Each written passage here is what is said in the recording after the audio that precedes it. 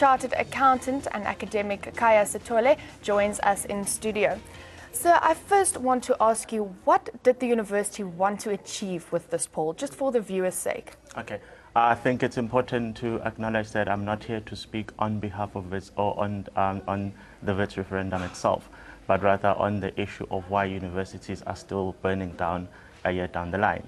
I think the reality is that we have to face that we are engaging in what you may call the Olympics of oppression, where some voices are seen to be more relevant than others. So I think it's quite important for us to acknowledge that a day or two ago at the University of Limpopo, the university was shut down and disabled students were left stranded. They didn't know what to do. So I think it's important to sort of understand the big picture rather than focusing on particular institutions. I think, though, if you do have to ask on the question of how universities ought to react to this, the problem is that there seems to be a lack of coordination throughout the system on how this must be tackled. And this is happening both at political level and on the ground level. So if you acknowledge the fact that last year the Minister of Education came up with a number and then a week later the President came up with a different number, you'd have thought that a year down the line they would understand that students now are of the opinion that if you're unhappy with the minister's number, the President will come with a different number a week later. So it would have been very politically savvy of them to actually present a united front. So currently students are of the opinion that, you know, the Minister of Education said this is the number, but I don't know what the cost is because I haven't spoken to the Finance Minister, and still the President might come up with something better. So it's that lack of coordination that's really creating the tensions within the system. Yeah, and the universities are not communicating with each other on how to deal with the whole situation. I know you are here to speak about the bigger picture. I just have one question for you. I know that the staff members at Wits are also starting to strike with the students today because of the security on campus. What is your opinion on this? Because now it's not just the students, now they have the staff members coming in. I think what you'll find is that in any particular institution, there will always be a question of, do you actually accelerate the tensions if you bring our security staff on the ground, or is it better just to let the tensions simmer within the environment?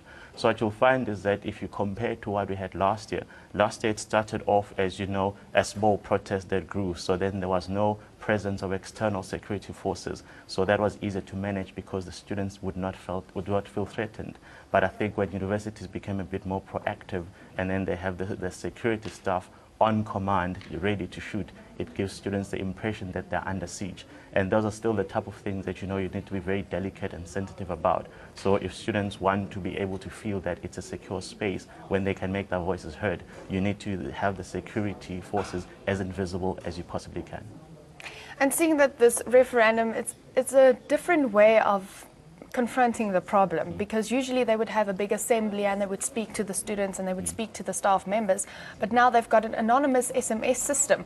So do you think it will work? And if it works, do you think it's a good way for other universities to start approaching this problem? I think one has to be aware that when you talk of something called a referendum, I would have preferred a national referendum across all the student bodies, because what you might find is that if you and I enter into a referendum, you're going to address issues specific to you.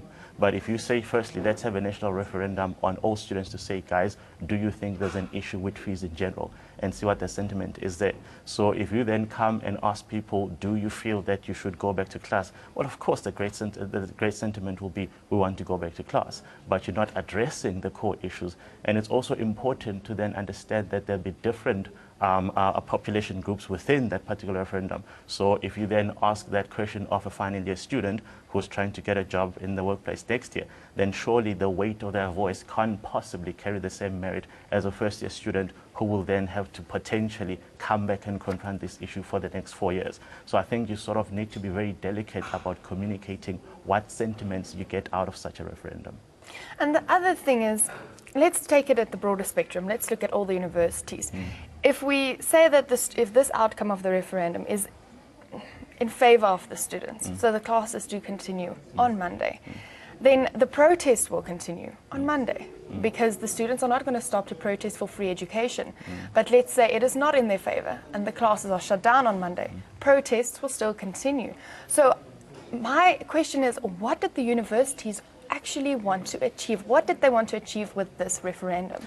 Be aware that this is essentially a once-off thing, so only one of the 26 universities has done this. Yeah. So I do not think it represents the general sentiment across the entire system, and we need to be very, very clear again that we cannot be talking about one or two institutions because this is a national crisis, as it were.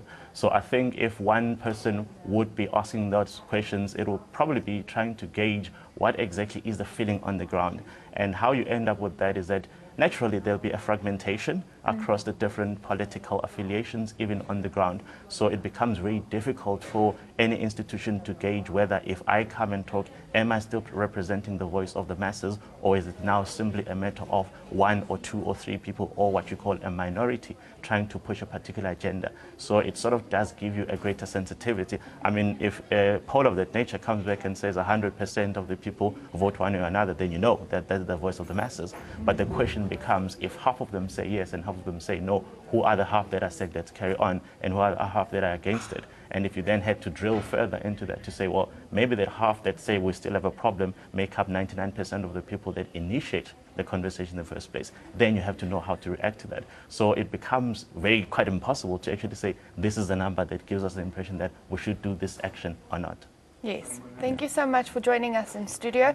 And then that was our academic Khaya Sithole, who joined us in studio and giving us more information on the university situation and the Fees Must Fall protest.